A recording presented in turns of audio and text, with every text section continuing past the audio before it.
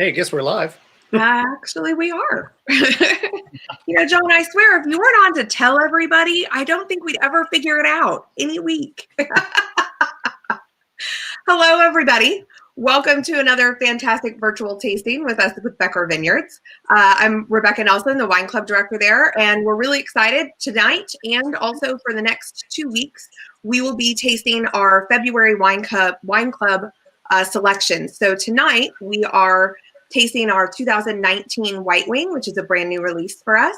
We're also tasting the 2017 Cinso, which is all vineyard designated, and we're trying the 2017 Ranger Haze. So those are the 3 wines for tonight. I hope you've gotten them and are already swirling your White Wing to get started. Tonight we have myself, of course, our winemaker, John Leahy, our owner, Dr. Richard Becker, and also our general manager, Brett Pernew. So cheers, everybody. Cheers, Rebecca. I had a little faux pas in the comments there, but I didn't mean hell. I meant hello. Not true. Sure hell. So, Doc, you want to kick it off for us, sir? It's a kick to have to talk about this every time, but we have to do it, and it's critical. But there's some progress with the pandemic. But right now we're at a level of last summer's peak, which we thought was the worst it could possibly be. So we're definitely not out of the woods with this. And we need to make every effort to get everyone vaccinated as soon as possible and protect ourselves with masks and social distancing and all the things we can do to keep this at bay. And just to remember and thank all the people who are fighting this battle in every way. Doctors, nurses, people that make the hospitals work, drive the ambulances. It's just that, just a moment to remember that, and then I think to celebrate these lovely wines that you guys have made and sent out. Thank you. Well, absolutely. I'll cheers to all of that and these lovely wines. We owe a big debt of gratitude, not just to the growers who spend their lives toiling to bring us this beautiful fruit, but to the folks in the cellar, several of them who've not joined us yet, some who have, but to the team and everybody. So Brett, one, new format. I hope everybody's hitting it okay. We can see the comments for everyone. But 2, would you like to lead us off on the White Wing? Yeah, so the White Wing, and this is a new release in the wine club, and unfortunately, after the events of the last week with the weather, last week we weren't able to put together a shipment and ship it to you. So we did the wine club shipment this week, but I'm seeing on the comments that some of the folks are still waiting on their wine club shipment. Hopefully, in Texas it gets there in a day, and I can tell you that they were all out of there by 5 o'clock yesterday afternoon. And so they should be close. If you normally get your delivery at 8 o'clock in the morning and it wasn't there, you're not going to get it until tomorrow. But this will be, we'll keep these up so you guys can come back and watch it. If you don't have the wine in front of you, they'll be available for you guys to come watch. So this is exciting for us because it's the release of a new wine in this wine club shipment. And we were excited to be able to put this, it's basically an estate vineyard Sauvignon Blanc. If you guys notice on these bottles, they take these engraved bottles. I always tell everybody are kind of the bane of my existence. We have to order them really early, and they take a long time to get made. It should say estate on the front of it, but it does not. But this is 100% estate fruit that we got in the bottle here. And John, you can talk about the wine, but that's the gist of the. Yeah, I'm sorry. I was just laughing because they really have been the bane. Getting those bottles and everything. Plus, somebody changed the name on my tag. I had to change it back. Oh, really? So, yeah, I think Caitlin's been playing on the background. Oh, really? Somebody can do that? That's not cool. Yeah.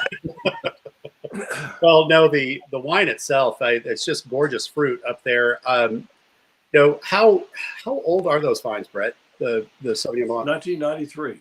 93. Planted them myself. Okay, you did? I did. Supervising from the heated cab of a car. Not what Joe says. I remember planting them. Yeah, my parents arrived. My brother brought them up late in the day, and it was pretty great day. And somehow this white grape has made it through all of the disease pressure and things that have brought all the other white grapes down. I don't know why it doesn't seem to recognize Pierce's disease, but don't tell it. No, mum's the word. We won't say a word.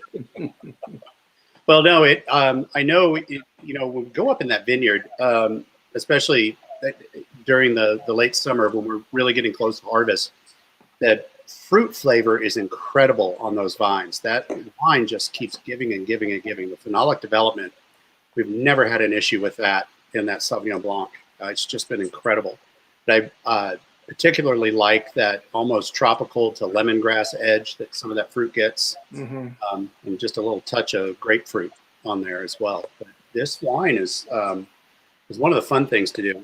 I love dealing with the estate fruit. I mean, we've got certainly the Sangio and the Petit Syrah, the Malbec Syrah, and the Merlot and Cab. But this is one of my favorites. And we also put a fair amount of this in the non-reserve market wine. It's a blend of this and the other Sauvignon Blanc that we get in from BJ's. But this is all estate and French oak, barrel aged, patinage, aged for almost 2 years. Apparently, I just can't quite get it to 2 years for some reason. Doc. It's only a little oaky, John, but that's beside it. Well, we'll let that slide for this one time. What inspired you to plant the Sauvignon Blanc?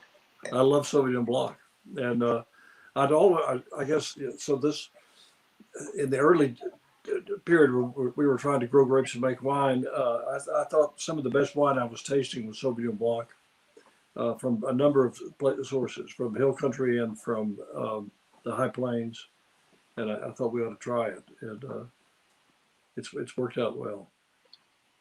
Good. It really has. Brett, you want to speak a little bit to the farming, the challenges of the Sauvignon Blanc? Well, I think that the crew has been there. So we've got I think there's about 40 people there this week from Lubbock, Mennonite women that are there mainly. And they're pruning the vineyard and they go through there at an amazing pace. But when you drive through there right now, since we've taken all the top coat off, it's amazing to see how big some of those vines are. Like, I mean, when I left this afternoon, there's one vine that's got an arm on it that's got to be 10.5 foot long in one direction, maybe 12. It is giant. The trunks are as big around as my leg, or bigger. And it just is amazing that vineyard every single year it's got misses in it. So there has been some disease pressure in there. But like Doc was saying earlier, that when they planted it, they didn't know that the difference between Viognier and Sauvignon Blanc in the Pierce's world would be so, different. But there's definitely a lot of skips in it, but it's still a viable vineyard. It's still commercially viable. We can run the spreadsheet on it, and it makes sense, and especially when it makes wine like this. But one of the things about that vineyard is that, some people look at it and they're like, well, it's not perfect. And it's like, well, it was planted in 1993. It's not going to be perfect for all the conditions that we have in the state. And I do think that, like, we have started kind of rejuvenating it. The new wine club block that Rebecca has is Sauvignon Blanc that people can sponsor. That we put about another, what it was, an acre and a half or something. I can't remember how many we did. But the new block was kind of to rejuvenate, the older stuff. And we did about an acre and a half about 5 or 6 years ago. And I think we'll kind of keep working through that block and not tear all the old vines out. But as they get so, if something gets to where there's only 5 vines in a row, it doesn't make sense to leave it there. We need to replace it and kind of go forward. So that's kind of the plan on the farming side. Yeah, you mentioned the Mennonite ladies, the pruning crew out there. If you ever want to feel like you're the laziest person in the world, try to keep up with those ladies. Mm-hmm. It's amazing. They go through there. And I just want you to know that I feel confident in my laziness that I don't need to try to keep up with them. but yeah, they do such a great job too. They're very meticulous, and that vineyard looks great. When I left this evening, Travis, our vineyard guy, was out there raking the canes, building the piles up and stuff. They've done a great job just in this last week. Pruning's almost all done. So. Well, and everybody keeps asking me about what the freezing rain did to the vines, and ultimately we think it's okay right now. But I have a picture, and one of the new things about this format that we're trying. I mean, this is the first version of it, but we're going to try to do some new things about sharing videos with barrels, how they're made. We've got some really cool pictures that we took last week of the ice encapsulated vineyard, And I really do think that the fact that we had 3/4 of an inch to an inch of ice around those vineyards, around the vines, when the temperature, the freezing rain hit the first day of our bad weather situation. And then after that, we hit 1 degree at the winery, I believe. And I think what probably happened is that ice encapsulated those, those buds and actually insulated them from the cold, which sounds completely backwards. But without that ice, we would have had a much different kind of result in the vineyard than what I think we're going to have with the ice. So, Yeah. And I want to mention, everybody here, like I've got friends that still don't have power. They say they're not going to have power in the hill country in certain spots north of Fredericksburg for 3 to 4 weeks.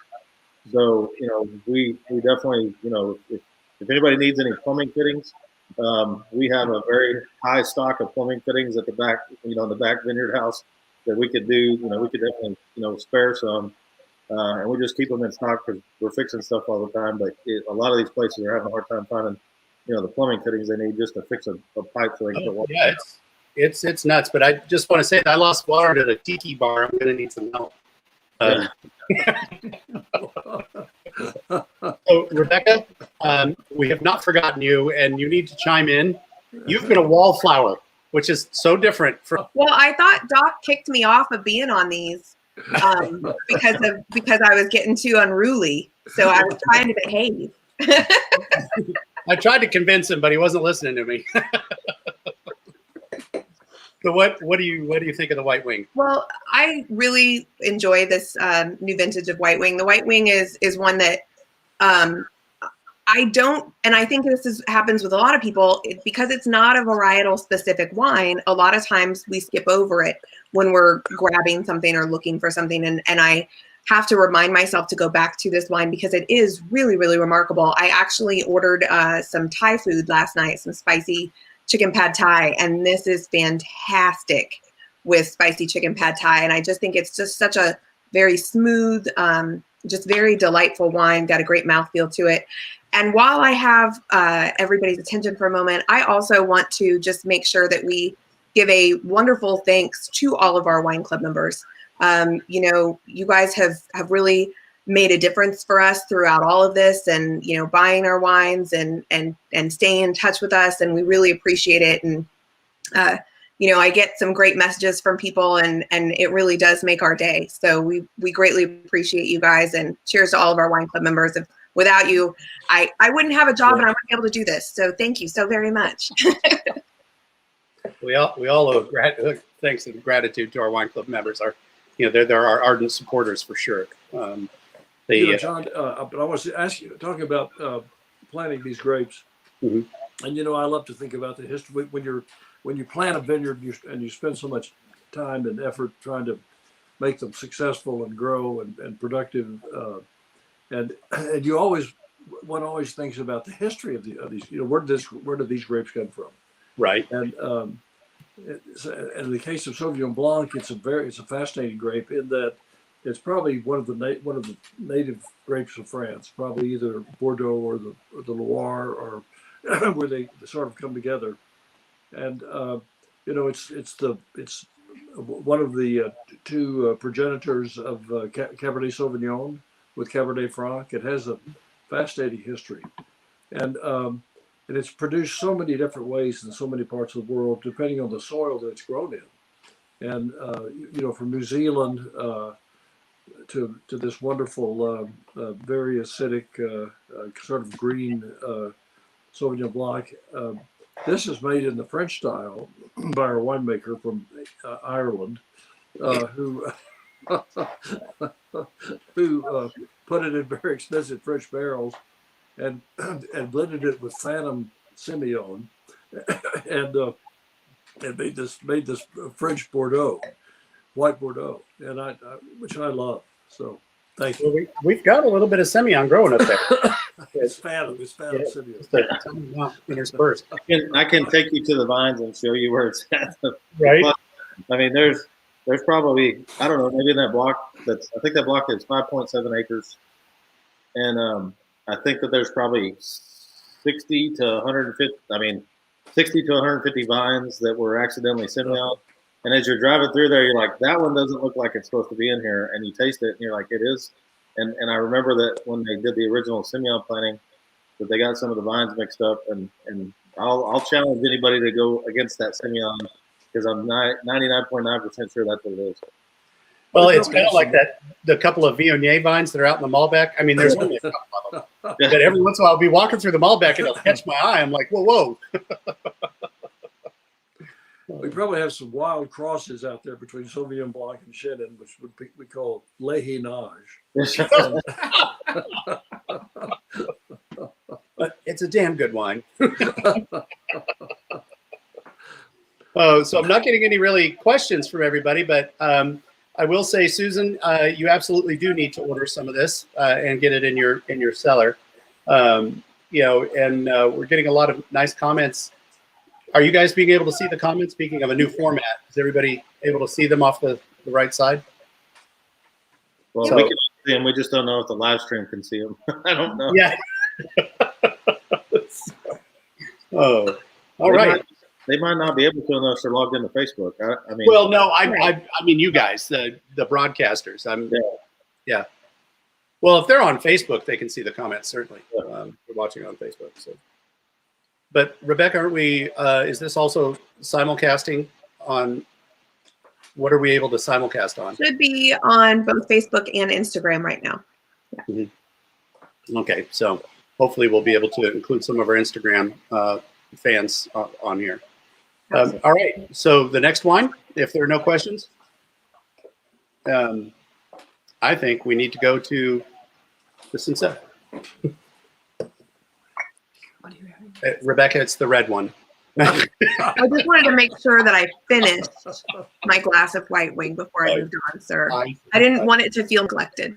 That's very, very considerate of you. Yeah. Okay. Mm. Oh man! So Doc, you have to lead us off on the. Well, so yeah, this is an ancient grape. Cinsault. Nobody knows it's possibly it's from the Hérault region of France, from Montpellier, maybe also from even somewhere in the Middle East, but around for a long millennia probably. Number one, and also apparently planted also in Mason County. So it's gone from France in the Middle Age, before the Middle Age, ancient times, to Mason County, and Drew has done a fabulous job with this, and this has the aromatic of strawberry just bowled us over. I remember when we had these three grapes that are usually used for blending in the Rhone, the Cinsault, Carignan, and Counoise. They were so good in the barrel, and much of that was just the aromatic. It was just before you tasted it, you had this incredible strawberry note, and this just translates right into the taste. I mean, I think this is one of the best wines we've made. I don't know what other people think, but I love it. Yeah, it's really nice. Hey, so do you when Drew planted those, did he get the vines directly from the Phoenician traders, or?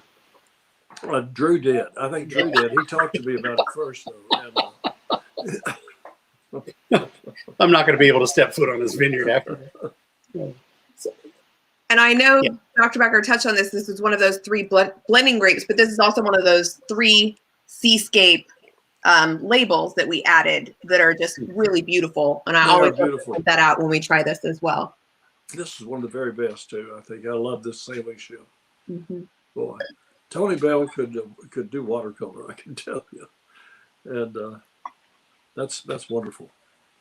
So, John, one of the things I'm noticing on the text sheet on this on our website is that it was picked at 26.8 bricks.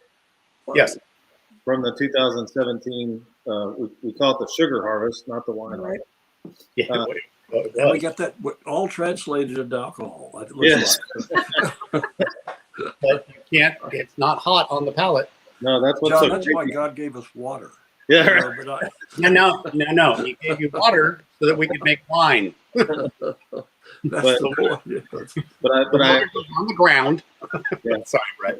I guess the purpose of my comment on that, when I'm looking at that going, and it should be, I mean, it has 15.2% alcohol. This is Cinsault port, Yeah. basically.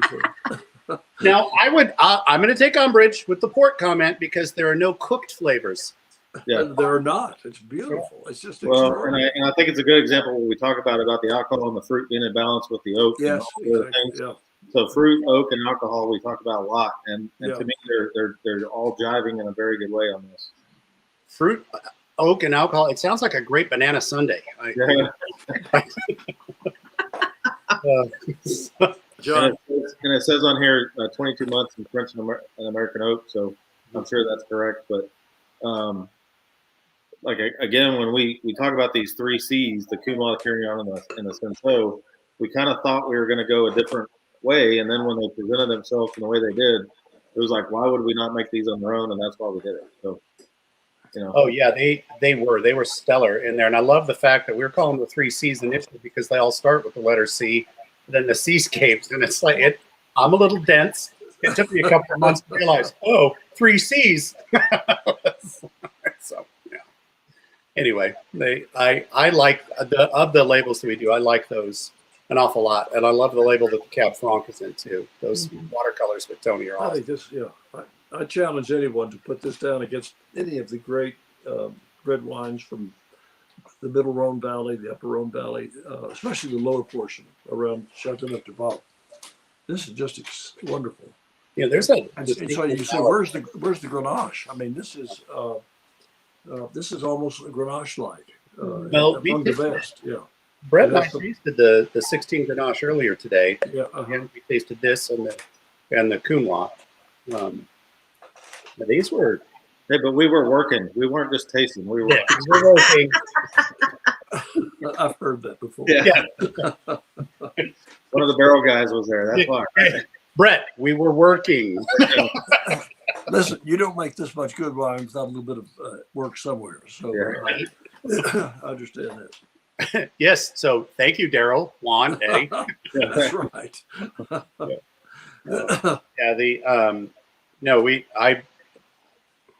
I'm really liking this. You know, I do love the Counois, but I've had this Cinsault a couple times now in the last month, and it's just it's coming into its own. So I think one of the things for me on this one is this was my least favorite of the 3 when we bottled them. Mm-hmm. And to me, it's like coming on like crazy. And this shows too what a little bit of time will do. Mm-hmm. But I remember when we released the Counois, the Carignan, the Cinsault, my favorite by far was the Counois. Mm-hmm. And that also is the reason why it sold out. But but I think that this just has a long. This is arriving. Yeah. Yeah. Yeah. Well, there's some wood violet coming out in there, and that this was when we first bottled it. I thought displayed because it is a medium-bodied red. It was displaying those toasted notes a little heavy on the forefront. They're starting to kind of integrate a little more, and those tannins, those little green tannins, are starting to come, a fullness on their own. Now they're not so up in your face. Rebecca, what's written about this wine is that it has strawberry and pomegranate, but also perfume notes. Do you see that, or what do you think about that? I know John wears perfume, but you're the only other. He walked through my office the other day, Dr. Becker, and I couldn't believe the perfume he was wearing. It's called Ode of Greatness. I put it naturally. Look at Brett. No, I definitely do. Ready to just hang up. I definitely do get the perfuminess. But the thing that I love about this wine, and what I loved about all of them when they were in barrel, especially, and back when we got to do tours and I could take the wine club members in and we could taste out a barrel, it was so fantastic. And these were all there for us to be able to sample. And we can't find the barrels anymore. I hid them. They're in my backyard. But it was so great to be able to try them all, because this one, as well as the Cinsault and the Carignan, they all just blew everybody away. They're just, like you said, these will definitely stand up to any other Cinsault that you will find. It's just absolutely fantastic, and the nose is unbelievable every time I open a bottle. John, this grape is famous for being called Hermitage in South Africa, and being crossed with Pinot Noir to produce Pinotage. And Have you had experience with that? What do you know about it? Would you like to go to I've had South Africa? Are you available to? Well, I've had experience with Pinotage. Uh-huh. Yeah. And I can tell you that it was an unpleasant night in jail.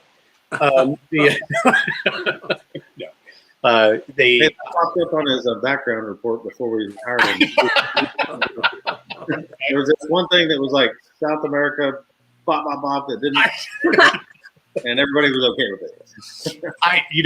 Years ago, I went on a job interview, and that was they were starting to do background checks and credit checks on everybody that they were hiring and stuff.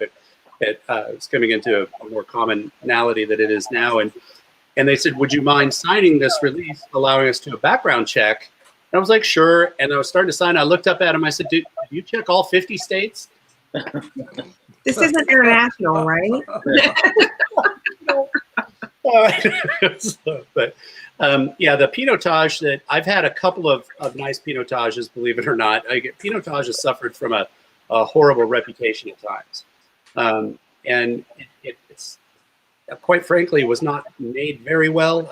Then you get a couple that are made decently well, and it's like, oh, this actually is kind of a nice medium-bodied wine. I've not actually made Pinotage, but I've had a few South Africans. One of the ones that I had was a blend of Pinotage and Charbonneau, which was actually a stellar wine. Oh, wow. Oh, this is great. So who has not commented on this? Rebecca? Brett? Brett hasn't. Brett's being a wallflower. Yeah. But I do think when you try this, the fruit notes are so good, the alcohol is good, the oak character is good. And again, like the balance part of this is what I think is so incredible. From a vineyard in Mason County that's, on the granitic soils of Mason County, this really shows what they can do with this grown varietal in that region. And we've got a few other growers that grow some but this one's just really good. Oh yeah, it's incredible, and I love Drew's vineyard, especially off in that corner where this is at, and then the Grenache stuff. It really is nice. And actually, you can actually buy this in Mason at the Lee. I'm going to say this wrong, and Kaylin, you may need to click in here. Lee, is it the Lee Lou place on the square in downtown Mason, Texas? Yeah. They have this Talent Vineyard by the glass, or if you want to order it, we can ship it to you from the winery. Lilu Co-op is what she said. Yeah, Lilu Co-op. Yeah. Sorry, I'm getting used to all the new little flipping back and forth on the side app there to look at chat versus comments. So I guess we're not supposed to tell people how the sausage is made, but I was so very happy to do these three. And somebody asked earlier, can you still buy the 3Cs at the winery? Yes and no. You can buy the Cinsault, the Carignan. The Cunwall, however, has been put into the library for library release for later. We got down to a few dozen cases, and we cut those off the retail shelf. We will probably be releasing those later, so we'll see what happens. Well, we have new Cunwall that will come out after that 17th. Yes, we do. Yes, we initially hadn't planned on making it as a steady thing. So what we do out of the last three vintages, we have one that's pretty nice. So I think we may be able to re-release it if we get approval from. There's this guy that we have to give the wine to taste the final tasting stuff to see if he's. If you just call and ask for Rebecca, you'll get this wine. Yeah. She will do it. Oh. I think we need to release a label called the Three Doctors Becker. Sounds like a fabulous idea. I do too. Oh yeah, that's wonderful. Yes, the Lilu Co-op in Mason does carry that. And people are saying they're finally getting their shipments in. I guess a couple people have been delayed. Weather delayed. It was crunch time. It normally takes me 2 full days to run credit cards, and this is another reason I love my wine club members. You know, we didn't have power at the winery on the 18th and 19th for those 2 full days. And so I couldn't process the credit cards yet. And we were getting emails going, I should have been charged for my wine. I'm really looking forward to my wine. Please charge me for it. And so on Saturday, when we finally had power for the first full day and in a week, I actually brought my laptop up and I had 3 computers all simultaneously processing the wine club so we could get it all processed in one day. And then our cellar guys helped, basically did the majority of the packaging. So all those shipments you guys are getting, our cellar crew that helped make this wine also helped package it up and get it on pallets to get it out to you guys. So it was a lot, but it was fun to be able to do it and say that we still made it out in time. So that was pretty incredible. Well, and on Friday when the weather was just kind of clearing up here, the best day we'd had in 7 days, the power was on at the winery. We were trying to make sure that everything was working good. And I literally walked in the door, take 3 steps because the phones weren't working. And as soon as I walked up 3 steps, the power went off. Like just off. And so there's 20 people there ready to do everything and no juice, Wow. And I think, Rebecca, you finally left and went to Main Street in Fredericksburg to start rolling it. So, luckily we didn't lose very many things during the bad times. We fared very well compared to a lot of people. Yes, we did.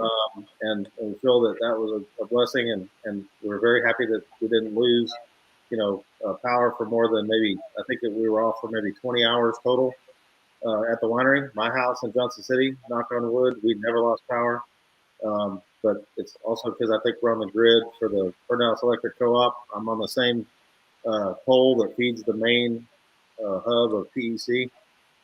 So it was kind of a little bit of a downer when we walked in, and then everything wouldn't work. So. Well, my power was down for a while, but the big thing was when my power came back on, my heater didn't. And thank goodness Brett happened to be in Fredericksburg and came and fixed my heater. You're still going to get a bill. I'm not doing it.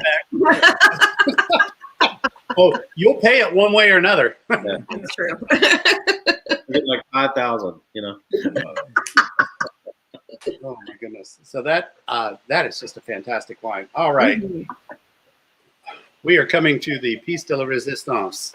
Oui, monsieur. Très bien. We're moving on. Okay, let me finish this. We're moving on to the Ranger Haze. Ranger Haze. Oui. You need to have one of those funny little side caps. Dr. Becker, I remember when we went on that trip to France and you never could get Brett to wear a beret. We tried. And he wouldn't ever do it. I think there's been like 4 After trips. the Speedo, who needed a beret? I mean, I think in the last 4 trips, like there's never been a beret, And last name is kind of new, it's unreused. But we're not from France. We're from Switzerland, just the French part, right? Right.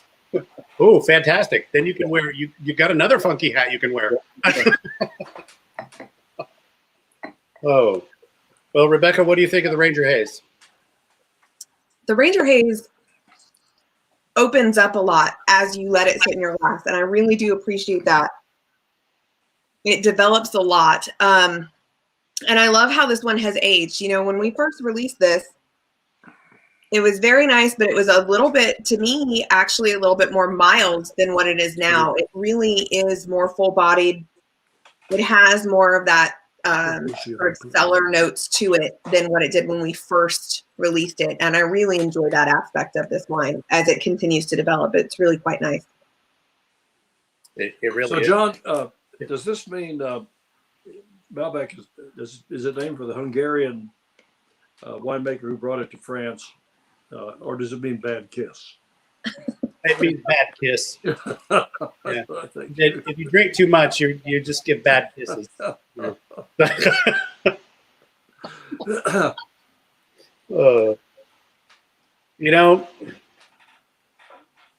a lot of good things that came out of Hungary. Mm-hmm. I'm convinced that's where Zinfandel came from. No. Yeah, so on the vineyard notes on this, it says Canada Jet, and Becker Estate. Mm-hmm. that's kind of an interesting trio. It is. Well, you remember, Brett, the 17, those Malbecs were just incredible. They were heavy laden, but they ripened. And that was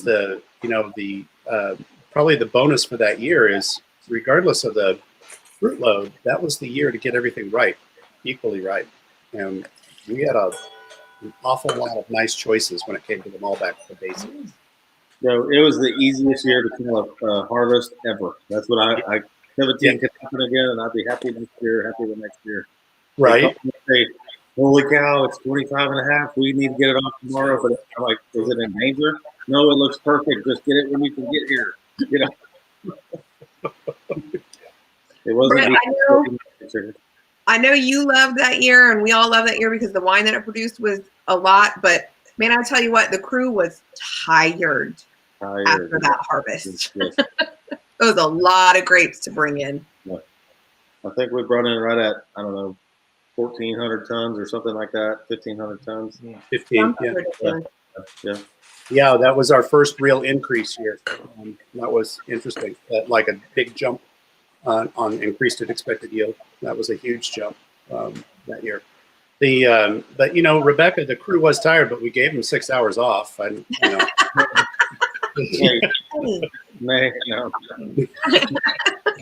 I was like, was it only 4? No, we don't work like crab boat fishermen. If you watch Deadliest Catch on Discovery, where they work 36 hours straight, one of the things that has been nice about the trucking company that we use, the growers that we have, we work a lot of hours, but they're not crazy, and no, they're not. We have neighbors who work crazy hours. Yeah.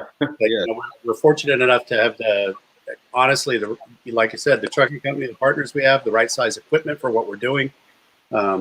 It's a lot about planning, and we're going to blow the horn of preparedness here, but also, Brett, you've been dealing with these folks for such a long time and seeing the growth and monitoring. You're able to project out. And when I came on board in 2012, Becker was on an extreme upswing on what we were doing, the amount that we were taking in for a number of years. We were going on that growth curve, and it does make a big difference to be prepared. Like they always say, it's cheaper to make wine on paper the first time before in the tank on the second time. Well, that one year that we had a tank room too, it was like 86,000 gallons of storage space. Mm-hmm. And then it froze, and Dr. Becker walked in and goes, "We built this huge tank room. What's going to go in it?" And I'm like, "We hope for a better year next year." But I think that was in 2013. Right. We actually built it for the harvest of 13, and then there was nothing in it for 2 years. Yeah, that's what paid off in 17. So that's okay. We put the soda pop in there in that 12 pack in that one tank. It cooled it right. Yeah. Oh, yeah. So Doc, what Ranger Haze? So you have to say why Ranger Haze? Why is it called Ranger Haze? Yes. Hey, and remember the legal document that we're bound to about the other name. Thank you, Brett. It had another name, and but actually, Joel John Peterson Coffey Hayes, the Texas Ranger, was a surveyor before he was a ranger, like many of the rangers. He was a very young man who came from Tennessee. His family was, I think, fairly prominent. He was in Andrew Jackson's house a lot growing up. Knew the president, ex-president, very well. Came to Texas when he was in his early 20s, and surveyed first.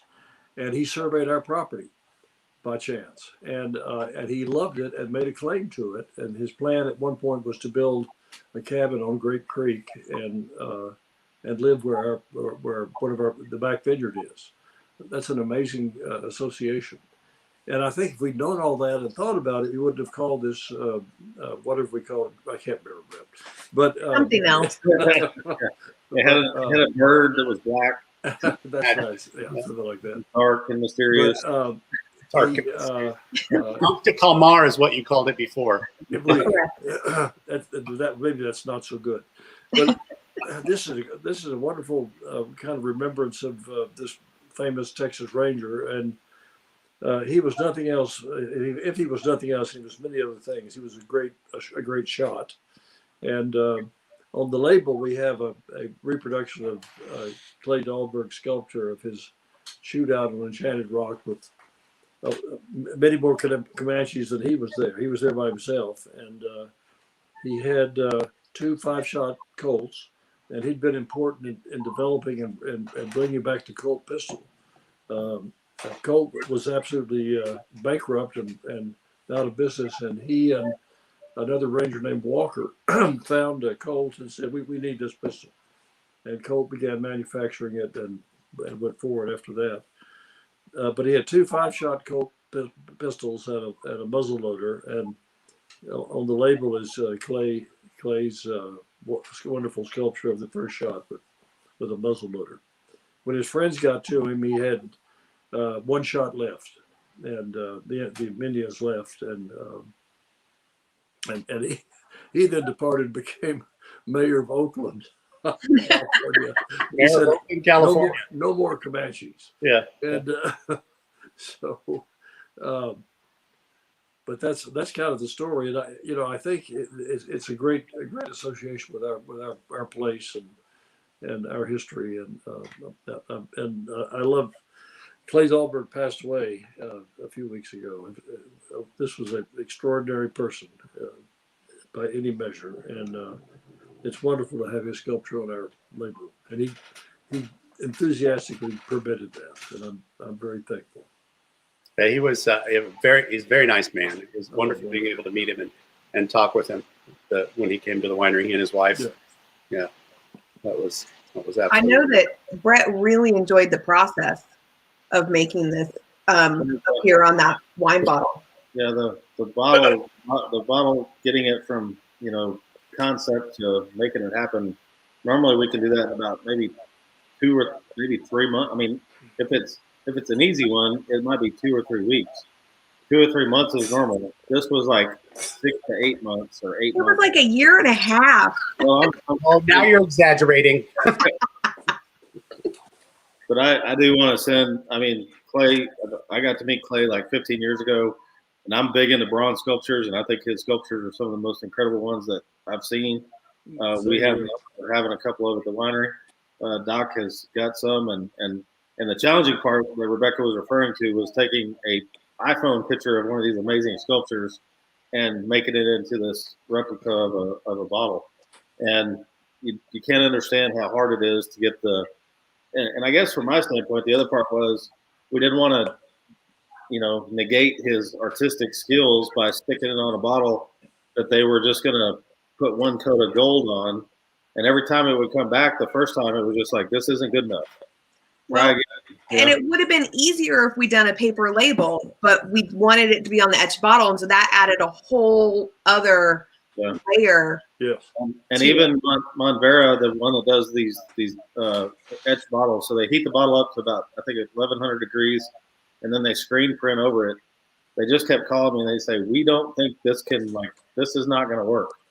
And I remember going back to Doc, and he's like, well, tell him to try again. And so he would change it and try again, and then change it and then try again. But it took a lot of, they did a great job on their, just the physical part of getting this concept to the bottle. And if we just would have changed it to a paper label, it could have been done in 2 or 3 weeks. But hopefully this will stick, and this is what we're going to do for a long time. So hopefully everybody enjoys it. Well, I'm enjoying the wine, and having sat through the process of watching the bottles, I'm really enjoying the wine now.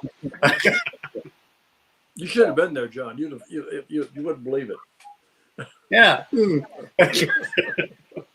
I remember hiding in my office one weekend.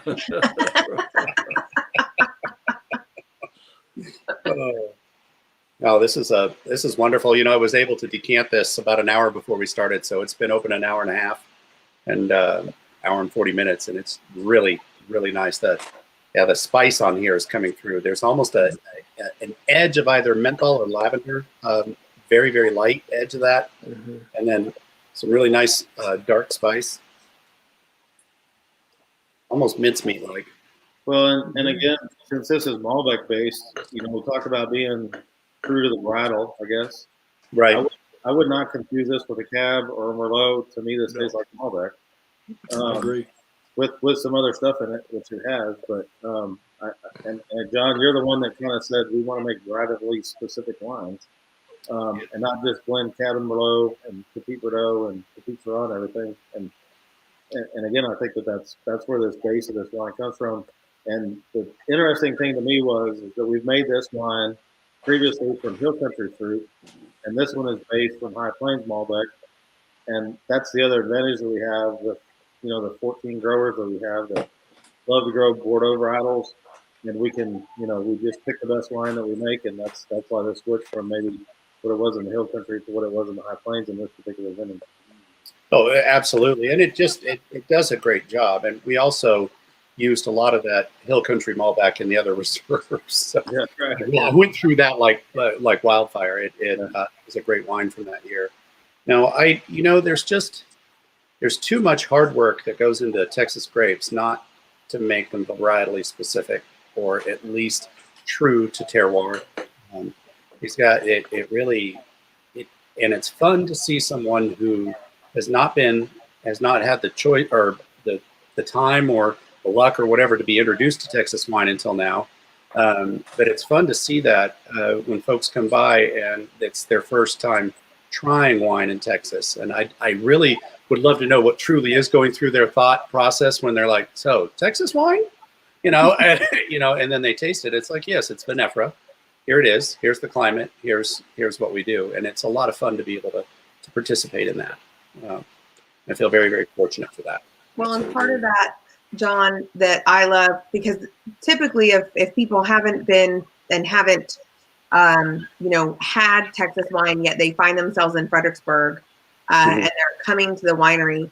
I love the fact that, the Beckers have built this reputation for producing wonderful Texas wines. And that's why we're recommended to people when they come to the area and they're like, where should I go? I didn't even know Texas made wine.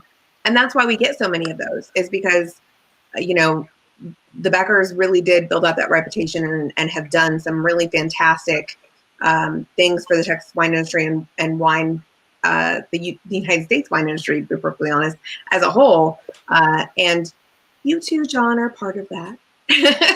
But I really think it goes back to Becker Vineyards when they started and their philosophy behind it. Yeah, absolutely. I think that speaks highly of it.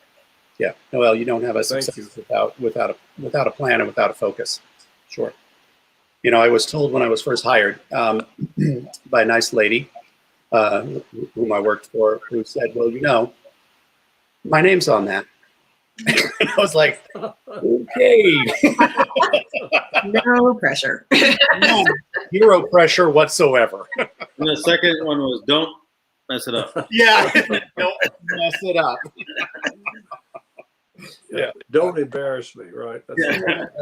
So, John, somebody's asking what the blend is. On a lighter note. Do you have the bottle in front of you? Yes. The bottle's in the kitchen. It's 70% Malbec. It is 17% Petit Verdot, and then 13% Merlot. Right.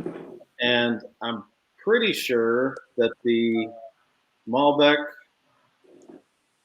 the one I'm confused about is that it's got, I think the estate version of that, it's got to be the Petit Verdot, right? No. The Merlot came from the estate and a little bit of the Malbec, but the rest of the Malbec was High Plains. But a very little bit of the Malbec came from the estate, and then it was the Merlot component. Okay. Yeah. So where did the Petit Verdot come from? The Petit Verdot either came from VJ or from Drew, and I would have to go back and look to see which. I think it was ours. I think it was that 1 acre. But we don't grow Petit Verdot. Yeah, we did. We had 1 acre. We pulled it out. Petit Verdot. Yeah, Did we pull it out? I thought we pulled it out, but okay. It has to be that. It does. Okay, from 17. Yeah, and we pulled it out like an 18 and put the new Malbec in there. Well, I knew that's what we did. I thought I thought it got it pulled out before that. Yeah, That's we call it the young, and then young, and the right. youngest, the Yes, oldest.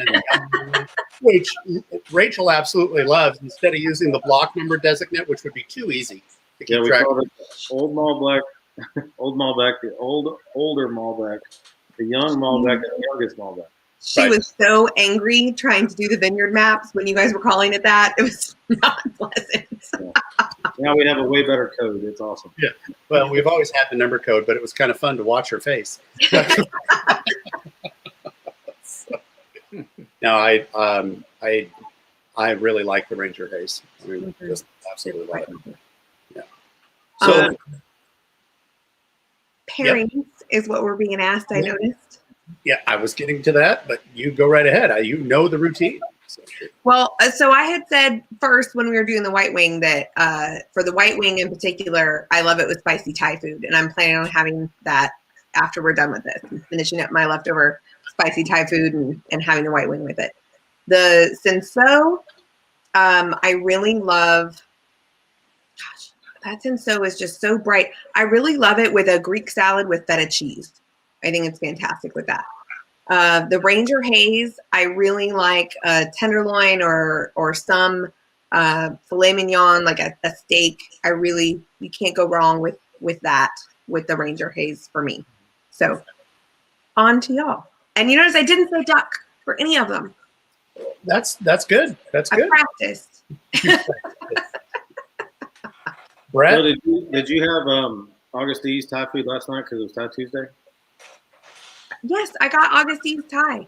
Yeah, so Thai Tuesday at Augustine's is amazing. If you're ever in Fredericksburg on Tuesday night, go to Augustine's, order it.